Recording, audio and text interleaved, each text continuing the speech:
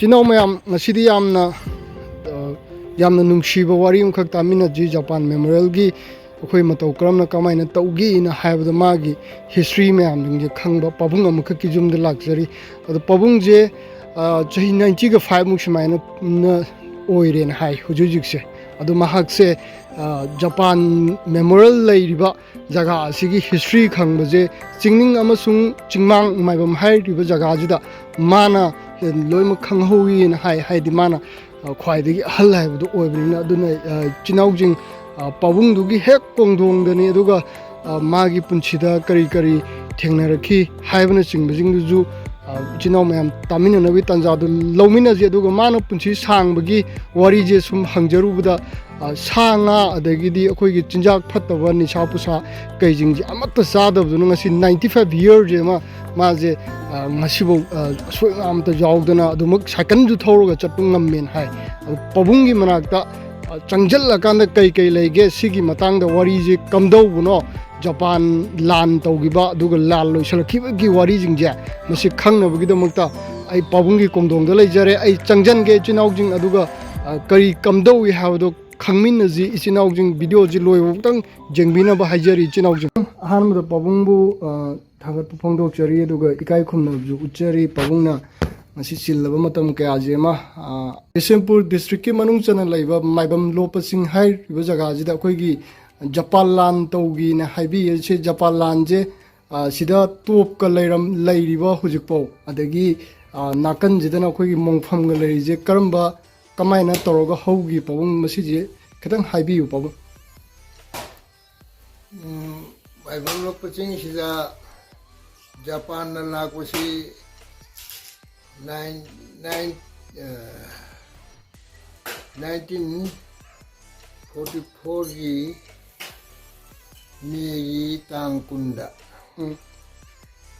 मोय येंगमदा थोंगबदगी माइबम सिजन नुमिदांग पुंग 10 की मतुंगदा मोयना खुलसी ओइनाम ओइना केवाट लालागा माइबमदा थोंगबनी माइबमदा थोंगबची ओइनाम खुन्याइदगी जुम अहिंगे फाउन लागा हुइनदी याम खोंगे हाय अदगी कोंगाम ताले तारगा मेरा पोंगी बामोन ग पुलम कोंडोंग द संगा मोइना टोप अमा पांखटना मदु सिंगथना पांखटना थमी अदुगा अतै अतैना मोइ हाइबा ममांगलोमदा हेक लाकपगा चिंग असी मोगी लामी खरा काखतना मोयजु मतोन टॉप से अखोइगी जापान की लान मिजो जापान की लामी ना अदुगा खरा मना माय मागी केम थुपम संग योई थुपम जी सेम ना लेपनदा अदे कोमदा सेम ना लेनबना अदुगा मथक योरिबा खरसिदी लामी 10 कुन मुक्सी मथक हाइजे पाबु अखोइ एरोप्लेन सिंग मतोन टॉप से वसी ताना काखलपने जुदा मतोन सिदि हानना जापान लाक्दंगैदगी था मुकी ममांगदगी ब्रिटिश की आर्मी सिदा मोइगी सिपाही 10 मुंगना कोम बंकसी कोइना टिंगोसी अकोई त्रिभुज मौंग दौना मथेक अहुम थई अहुम जी कोम सांग न तौरगा सांग सा मी अमा चटपा याबा अदुगा थाइनेनबना मु अकोई मी अनि थाइनेबसी माय मागी सांग सागा थाइनेबा याबा मी मफम जी फुट 13 मु सांगबा मा मदा सिपाई अनि हुम का मदुदा अदुम लेबा याबा अदु थाइनेबम सु मदे होइबा अनो न तोरगा मदुगी लेबा अदुना मखादा पैथरैबदुगी मथक्तुदा अखोई बागोया तरासी अखोई चुमना तिंगबा नते अखोई इम्फाल एयरपोर्ट ता तिंगिबा चेकपनगी मथक्तु तिंगिबा मोंदो हेक तिंगथोकबदा अमगा चेकअपना चप तोरगा तिंग का खुनी त्रिबु चाहेबा अदुम बदना इकोई ना तिंगे ꯑꯗꯨꯒꯤ ꯃꯔꯛꯇꯨꯗꯅ ꯑꯩꯈꯣꯏꯒꯤ ꯇꯝꯄꯥꯛꯁꯤꯗꯒꯤ ꯌꯥꯜꯂꯒ ꯄꯨꯈꯠꯈꯤꯕ ꯋꯥ ꯁꯤꯅ ꯈꯥꯏꯗꯣꯛꯑꯒ ꯃꯆꯤꯟ ꯇꯨꯝꯃꯒ ꯌꯩꯁꯜꯂꯒ ꯃꯗꯨꯗ ꯃꯣꯏꯅ ꯆꯥꯊꯣꯛꯈꯤꯕ ꯁꯪꯒꯣꯝ ꯀꯧꯇꯥ ꯉꯥꯒꯤ ꯀꯧꯇꯥ ꯃꯇꯝꯗꯨꯗ ꯁꯪꯒꯣꯝ ꯀꯧꯇꯥ ꯉꯥꯒꯤ ꯀꯧꯇꯥꯁꯤꯁꯨ ꯑꯗꯨꯃꯛ ꯃꯣꯏꯒꯤ ꯖꯄꯥꯟꯒꯤ ꯃꯤꯁꯤꯡꯁꯤꯅ ꯑꯗꯨꯝ ꯄꯨꯔꯛꯑꯀꯥꯟꯗ ꯖꯄꯥꯟꯒꯤ ꯅꯠꯇꯦ ꯁꯔꯀꯥꯔꯒꯤ ꯁꯔꯀꯥꯔꯒꯤ ꯃꯣꯏꯅ ꯆꯥꯊꯣꯛꯈꯤꯕ ꯉꯥ ꯀꯧꯇꯥ ꯁꯪꯒꯣꯝ ꯀꯧꯇꯥ ꯁꯥ ꯊꯣꯡꯕꯒꯤ ꯀꯧꯇꯥꯁꯤꯡꯗꯣ ꯑꯗꯨ ꯑꯅꯤ ꯄꯨꯟꯁꯤꯜꯂꯒ ꯕꯥꯏꯟꯗꯤꯡ ꯇꯔꯥꯅ ꯍꯧꯖꯤꯛꯀꯤ ꯇꯔꯥꯗꯨ ꯌꯥꯟꯁꯤꯜꯂꯒ ꯊꯝꯃꯤ ꯃꯤꯒ ꯂꯤꯠꯁꯟꯕ ꯆꯪꯕ ꯌꯥꯄꯣꯠꯇꯦꯗ ꯃꯇꯝꯗꯨꯒꯤ ꯍꯥꯏꯇꯥꯔꯦꯀꯣ ꯃꯇꯝꯗꯨꯒꯤ ꯌꯥꯝ ꯆꯦꯛꯁꯤꯟꯅ ꯑꯗꯨ ꯄꯥꯕꯨꯡ ꯑꯗꯨꯒꯤ ꯄꯥꯕꯨꯡꯅꯁꯨ ꯑꯗꯨꯒꯤ ꯍꯤꯔꯝꯗꯣ ꯑꯃ ꯂꯤꯕꯤꯔꯤꯀꯣ ꯑꯗꯨ ꯄꯥꯕꯨꯡ ꯑꯩꯈꯣꯏꯒꯤ ꯑꯁꯤꯗ ꯑꯗꯒꯤ ꯄꯥꯕꯨꯡ ꯃꯈꯥ ꯇꯥꯅ ꯑꯩꯅ ꯁꯨꯝ ꯍꯪꯖꯅꯤꯡꯉꯤꯁꯦ ꯄꯥꯕꯨꯡꯅꯁꯨ ꯑꯗꯨꯁꯨ ꯍꯥꯏꯕꯤꯔꯤ ꯑꯗꯨꯒ ꯑꯩꯈꯣꯏꯒꯤ ꯁꯤꯗ ꯖꯄꯥꯟꯒꯤ ꯅꯨꯡ ꯑꯍꯨꯝꯈꯛ ꯂꯩꯔꯤꯁꯦ ꯅꯨꯡ ꯑꯍꯨꯝ ꯍꯥꯏꯇꯥꯔꯦ ꯑꯩꯈꯣꯏ ꯃꯅꯨꯡꯗ ꯖꯄꯥꯟ ꯃꯦꯃꯣꯔꯤꯌꯦꯜꯒꯤꯗ ꯑꯗꯣ ꯁꯤꯒꯤ ꯅꯨꯡꯁꯦ ꯖꯄꯥꯟꯒꯤ ꯃꯣꯏꯒꯤ ꯀꯩ ꯍꯥꯏꯇꯥꯔꯦ ꯑꯍꯜ ꯂꯃꯟꯁꯤꯡ ꯂꯩꯈꯤꯗꯕꯒꯤ ꯅꯨꯡꯅꯦꯅꯁꯨ ꯍꯥꯏ ꯁꯤꯈꯤꯕꯗ ꯑꯁꯤꯗ ꯁꯤꯒꯤꯅ ꯑꯗꯣ ꯁꯤꯅ ꯀꯃꯥꯏꯅ ꯇꯧꯕꯤꯕ ꯑꯣꯏꯒꯗꯣꯏꯅꯣ ꯄꯥꯕꯨꯡ ꯑꯥꯗ ꯃꯣꯏꯒꯤ ꯃꯃꯥꯡꯂꯣꯝꯗ ꯊꯥꯔꯤ ꯅꯠꯇ꯭ꯔꯥ ꯍꯣꯏ ꯃꯗꯨꯅ ꯀꯣꯟꯅꯅꯤ ꯑꯩꯈꯣꯏꯅ ꯁꯣꯝꯗꯪꯕ ꯍꯥꯟꯅ ꯃꯅꯤꯄꯨꯔ ꯗꯤꯖꯥꯏꯟꯗ ꯂꯩꯕꯁꯦ ꯃꯁꯤ ꯑꯩꯅ ꯐꯥꯎꯟꯗꯔ ꯁꯦꯀ꯭ꯔꯦꯇꯔꯤ ꯑꯣꯏꯔꯒ ꯃꯁꯤ ꯁꯨꯝꯕ ꯑꯃꯇꯪ ꯇꯧꯁꯤ ꯍꯥꯏꯅ ꯃꯇꯝꯗꯒꯤ ꯇꯧꯁꯤꯅ ꯍꯥꯏꯅꯕꯁꯤ ꯃꯥꯏꯕꯝ ꯆꯤꯡꯃꯥꯡꯗ ꯂꯩꯔꯝꯕ ꯑꯥꯔ ꯀꯦ ꯁꯅꯥꯌꯥꯏꯃꯩ ꯈꯪꯕ꯭ꯔꯥ ꯄꯥꯕꯨꯡ ꯈꯪꯖꯩ ꯑꯣꯖꯥ ꯑꯣꯏꯕꯗꯣ ꯈꯪꯖꯩ ꯄꯥꯕꯨꯡ ꯃꯥꯒ ꯑꯗꯩ ꯃꯥꯅ ꯁꯂꯥꯝꯒꯤ ꯇꯥꯔꯕꯤꯗꯨꯒꯤ ꯃꯆꯥꯅꯨꯄꯤ ꯑꯃ ꯄ꯭ꯔꯥꯏꯚꯦꯠ ꯇꯝꯕꯤꯕꯖꯥꯠꯅꯤ ꯑꯗ ꯃꯥꯅ ꯆꯠꯂꯒ ꯄ꯭ꯔꯥꯏꯚꯦꯠ ꯇꯝꯕꯤꯕ ꯆꯠꯄꯗꯨꯗ ꯁꯤꯅ ꯇꯧꯏꯅꯦ ꯍꯥꯏꯅ ꯃꯥꯅ ꯄꯥꯎ ꯇꯝꯃꯨꯕꯖꯥꯠꯅꯤ ꯑꯗꯩ ꯃꯗꯨꯗꯤ ꯑꯩꯁꯨ ꯌꯥꯎꯅꯤ ꯍꯥꯏꯅ ꯇꯥꯕꯤꯗꯨꯁꯤ ꯍꯦꯛꯇ ꯀꯩꯗꯧꯔꯛꯄꯖꯥꯠꯅꯤ ꯑꯗꯩ ꯃꯣꯏ ꯂꯥꯛꯑꯒ ꯑꯩ ꯎꯅꯔꯦ ꯃꯁꯤ ꯁꯅꯥꯌꯥꯏꯃꯗꯨꯅ ꯑꯩꯉꯣꯟꯗ ꯇꯥꯗ ꯀꯧꯏ ꯇꯥꯗ ꯀꯔꯤ ꯀꯃꯥꯏꯅ ꯇꯧꯕꯅꯣ ꯀꯃꯥꯏꯅ ꯇꯧꯁꯤꯒꯦ ꯁꯅꯥꯌꯥꯏꯃ ꯃꯁꯤ ꯃꯣꯏ ꯖꯄꯥꯟ ꯂꯥꯛꯀꯅꯤ ꯑꯌꯦ ꯑꯗꯨꯅ ꯖꯄꯥꯟ ꯂꯥꯛꯄꯁꯤ ꯑꯩꯈꯣꯏꯒꯤ ꯃꯇꯝ ꯑꯗꯨꯗꯗꯤ ꯑꯦꯁꯦꯝꯕ꯭ꯂꯤ ꯂꯩꯔꯦꯕ ꯑꯦꯁꯦꯝꯕ꯭ꯂꯤꯁꯤ ꯌꯨꯅꯥꯝꯒꯤ ꯑꯣꯖꯥ ꯌꯥꯏꯃꯁꯤ ꯑꯦꯁꯦꯝꯕ꯭ꯂꯤ ꯌꯥꯎꯔꯨꯕꯗꯒꯤ ꯍꯜꯂꯛꯄꯗ ꯃꯥ ꯊ꯭ꯔꯤ ꯀ꯭ꯋꯥꯔꯇꯔꯗ ꯃꯥ ꯀꯥꯔꯒ ꯇꯣꯡꯗꯒꯤ ꯃꯇꯝꯗ ꯊ꯭ꯔꯤ ꯀ꯭ꯋꯥꯔꯇꯔꯗꯨꯃ ꯇꯣꯡꯉꯒ ꯂꯥꯛꯄꯗ ꯑꯩꯒꯤ ꯁꯥꯏꯀꯜ ꯑꯃ ꯂꯩ ꯃꯗꯨ ꯇꯣꯡꯉ ꯁꯨꯝ ꯅꯝꯕꯣꯟ ꯐꯥꯎꯗ ꯆꯧꯒꯦꯅ ꯊꯣꯛꯈꯤꯕꯗꯨꯗ ꯃꯥꯅ ꯍꯦꯛ ꯎꯕꯒ ꯇꯥꯟ ꯆꯥꯅꯅ ꯃꯣꯍꯣꯟ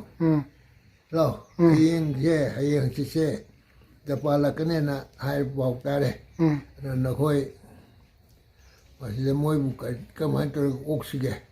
ꯅꯣꯏ ꯈꯟꯅꯔꯒ ꯑꯝꯇ ꯇꯧ ꯍꯥꯏꯅ ꯑꯩ ꯑꯣꯖꯥ ꯀꯔꯝꯍꯥꯏꯅ ꯇꯧꯗ꯭ꯔꯨꯕꯅꯣ ꯃꯁꯤꯗ ꯃꯣꯏꯕꯨ ꯋꯦꯜꯀꯝ ꯇꯧꯔꯒ ꯐꯖꯅ ꯖꯄꯥꯟꯗꯒꯤ ꯂꯥꯛꯀꯗꯧꯔꯤꯕꯅꯤꯅ ꯃꯗꯨ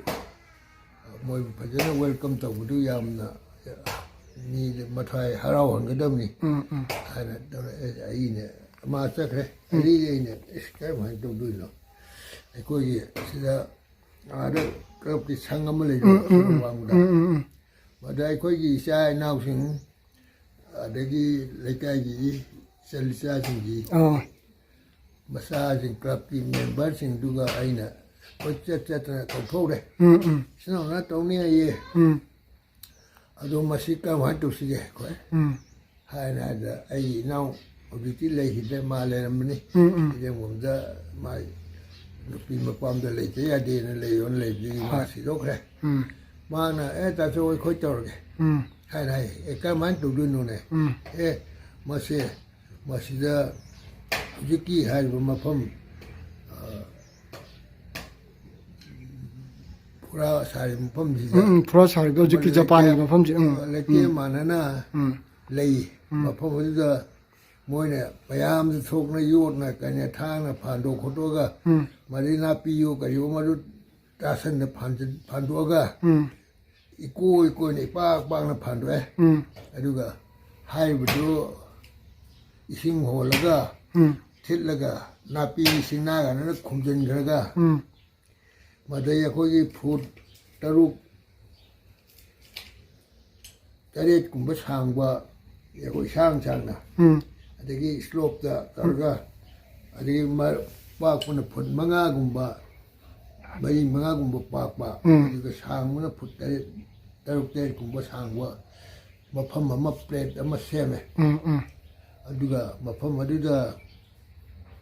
moina laga yakoi aikoina sem lore adudi ai hayeng hi decoration gi jamakda namondagi si kharaga sut kharaga leroge hayeng masih decoration gi fencing gi sem si Japan gi mi gai lakani haibu gi la kani haibdi gi masih je wari yam samjan na bani ko asai adu hai bezo aina namoni si pang masu gi au mari lerore ade sut batum mamaga leraga ade ai wa hobri wa duna yakoi phut mari manga gumba sangba waroi misam sa khanga ade pareng du yumaga koi na yakoi gate maning da dum phale somda asom awang dangwado hanadi sing na konsel laga uwa napi singa yam konsel na horome hujikti howdreba hajiki mafam adu leibak endo da loina hondokina hajiki soroksia ahamada food sangari ani satpada silame mama gi kangpot ani satpa ani sangari leibuna duketpa ani ka thaina bujanga yabjani hajiki sorosi yakoi sida jagoi ra se kakre mafam sida adigi nupa pala adigi wari liba garik tauba sei kodingi he tauri masina na tauba sida hadiba Japan thi numitu da makhoi mi kaya muk lake pabung Japan mi ni kuntra muk lai moi Japan gi alorba tubi upamana kongrau purit mai uniform do Japan gi yakoi hitori singai puri angoba kongrau ngoruna ba khaki musuna ta bo na to sele thong degi amada Japan gi handuna he kumjar puga matang mai magi khau nambu macam sa hinga putar matang lai aina nimisila ai sanning sa hinga sa noi sanja lei pareng mga tara da lengo lei pareng amam dai lupa amam pige hai na moi lei du thi na hai lupa amam ma du matam lupa ma vi jam chaw matam di moi lupa am na hekto hona da lei pareng te ni pa lu lenge ai ju si gi piron selaga pari pajom selaga to ngai de moi la puga gari bus ge kumsar puga ina han da lei pareng ma he hui ade matang mai magi ing su matang rang chen se lo puga ina matang mga to hui payam ni chungna de ne na ha jing dina mai magi nambu khau macha sing duga usraga hai be khona tai chok na lam kang na le bu du da khona lei khar su am le hap na tai chok thame adigi moina pore bu khau jo hekta mai magi akoi bi thamnaraga mai magi pore bu po sing do nga na semba adigi chak na semba chaka si matum mo na torga yakoi mai tei daraga henta kangdum da pang khokla mana yo mama cha phuman hapadu adugum duna moi yi sak matum de khoi gi nungsam na yomba aduga adum chik ta saba injang thojong na yaw bona te moi gi nungsam duga dum chami na bani adum baga do plastic da phaje na plate tong na hap thame le kangbu mana magi nga na samudra gi phaba nga makup na semba adum baga plate masara plastic ka khau da hap na puthore thame adagi ka amana siru ambase ma yon ma khe laga chap maga yung thami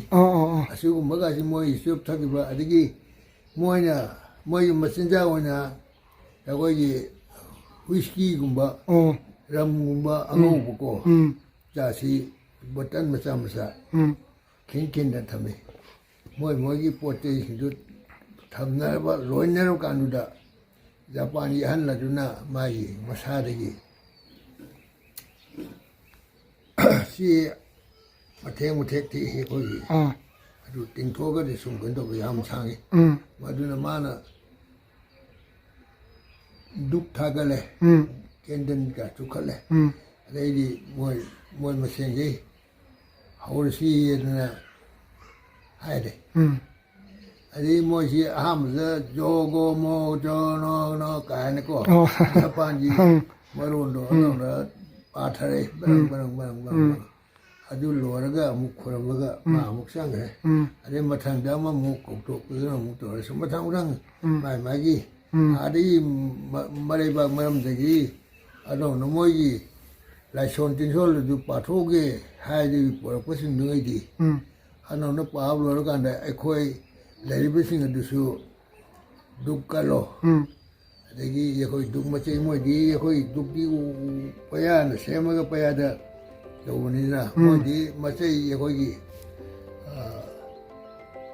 มาเจอดูจะบุรุษนะสุขสองนะสองนะที่เนี่ยยมมือกันทำมาแต่กี้เราสู้ๆนะที่นี่